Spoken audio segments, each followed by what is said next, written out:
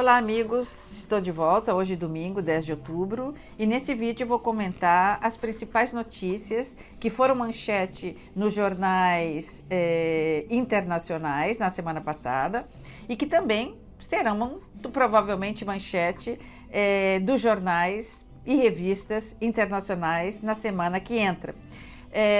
No vídeo anterior, também feito hoje, dia 10 de outubro, eu comentei os jornais e revistas brasileiros, ou seja, o que foi e o que será notícia sob a perspectiva brasileira.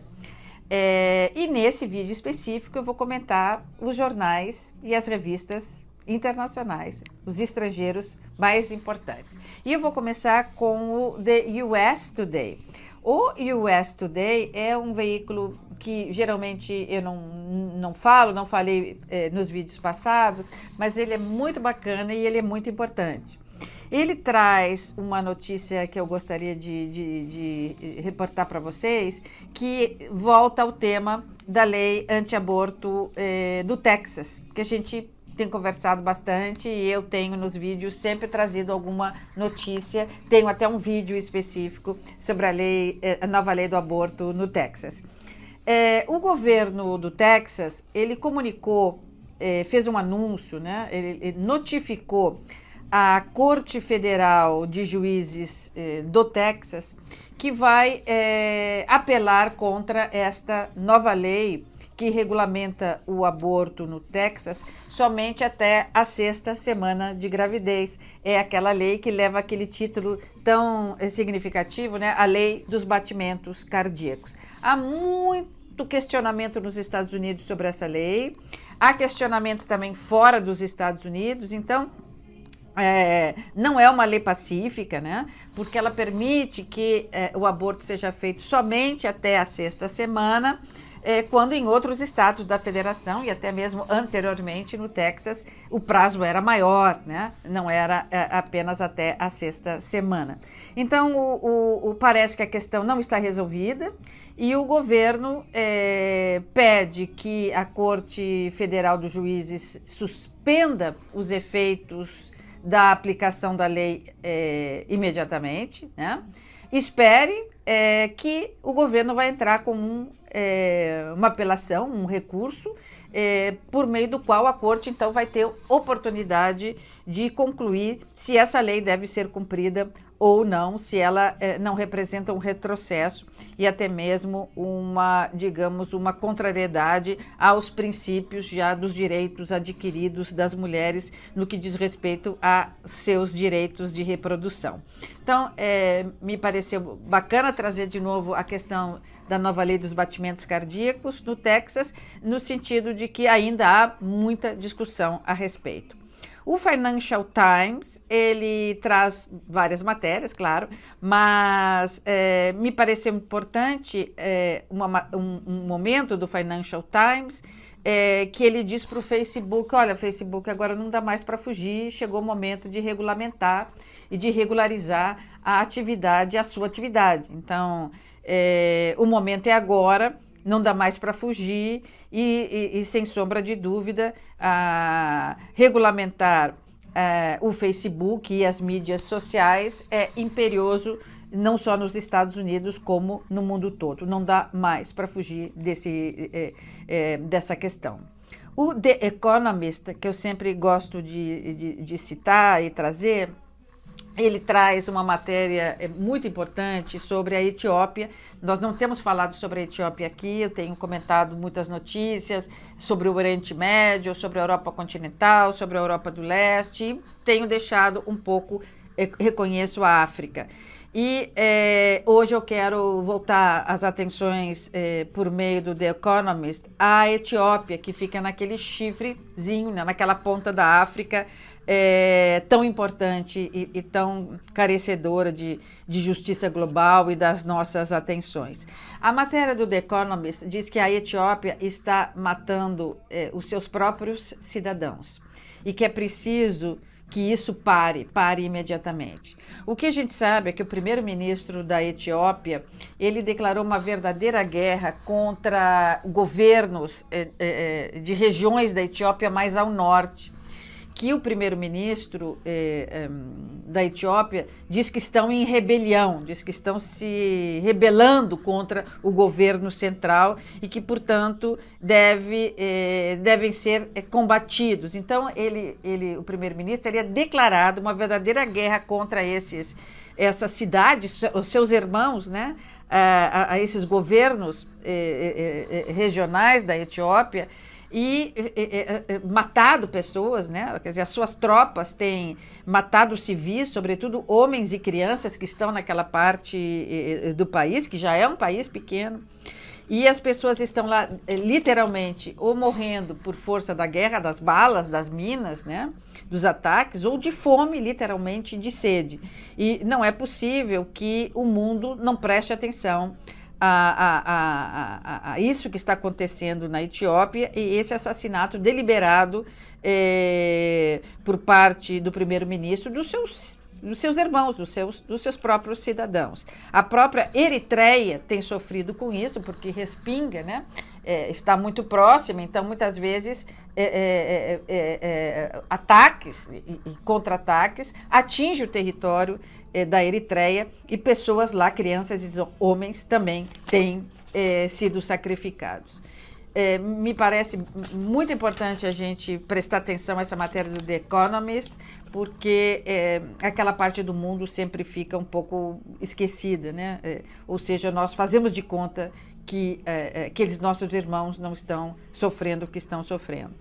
O Le Monde, ele traz uma matéria que para mim é muito cara, assim, né? Que é o tema do abuso de religiosos contra crianças e jovens. Vocês sabem, eu tenho aquele grupo do movimento que tenta proteger ou encontrar justiça, recolhimento e aconchego a esses jovens que são objeto de abuso sexual, de assédio sexual, de abuso do poder religioso, dos religiosos. Tem um movimento internacional, eu e o Dr. Guilherme Dudus, mas sempre esse é um tema que me afeta, me toca muito. E o Le Monde, ele traz uma matéria bem bacana que diz que agora no dia 5 de outubro, existe na França uma comissão independente sobre o abuso sexual na igreja. Bom, isso nós sabemos, não só na França, existe uma comissão independente, né, com pessoas independentes que estudam e encontram solução para aquelas vítimas do abuso sexual na igreja, mas também na Irlanda, na Inglaterra, enfim, é toda uma comoção mundial. Mas a comissão independente sobre abuso sexual na igreja francesa, essa comissão, recebeu um dossiê com mais de 1 milhão de casos.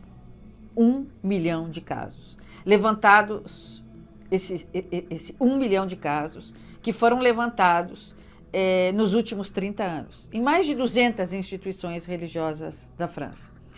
E essa comissão independente, então, recebeu esse dossiê sobre violência sexual na Igreja Católica na França. Dossiê esse que dá conta de que a violência sexual na Igreja Católica na França se tornou um problema público, né? E que, portanto, a comissão independente que recebeu esse dossiê, embora o dossiê seja bastante substancioso, deve, segundo o Le Monde, dar uma resposta para a sociedade muito rapidamente, né? Sobre a identificação desses violadores, estando eles onde estiverem na França, submetidos à proteção de quem quer que seja da Igreja Católica, devem ser processados, devem ser julgados, né?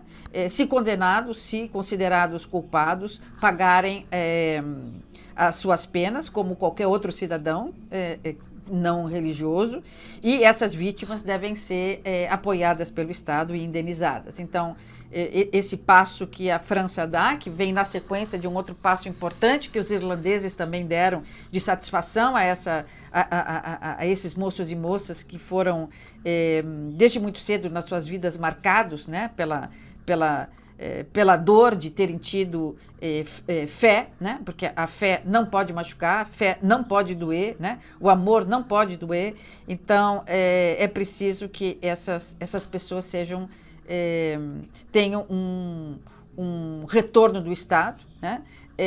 Tenha os olhos do Estado voltados para elas, e os olhos do Estado voltados para elas implica na condenação dos culpados, né, do cumprimento da pena dos culpados e da indenização, da reparação que elas levam na alma e no corpo. O The Wall Street Journal traz uma notícia também bem bacana, que eu gostaria que é mais um capítulo da Guerra Fria Estados Unidos e China, né? Nós vamos tratar da Guerra Fria Estados Unidos e China aqui no canal Mundo 360, na nova série que deve começar aí muito brevemente, que é os novos desafios globais.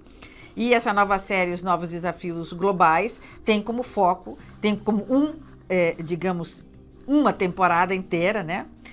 Dedicada à Guerra Fria entre Estados Unidos e China. A gente vai estudar um pouco mais o que está acontecendo lá. Mas nesse capítulo, nós vamos ver que o Wall Street Journal nos conta que o diretor da CIA, o William Burns, ele vai criar a maior organização que a agência CIA já teve, focada exclusivamente na China.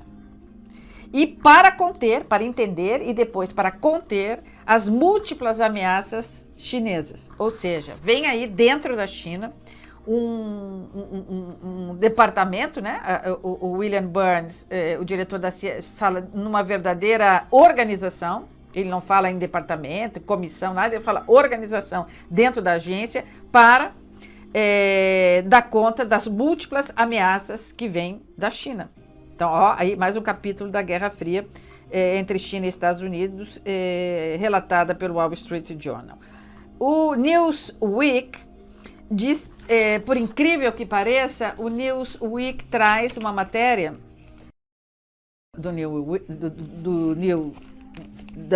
Newsweek, que é exatamente sobre um tema que todo dia ele aparece, a gente acha que ele está superado, mas ele aparece, que é o número de americanos que cresce exponencialmente contra a vacina para controlar, para se defender da pandemia da Covid-19.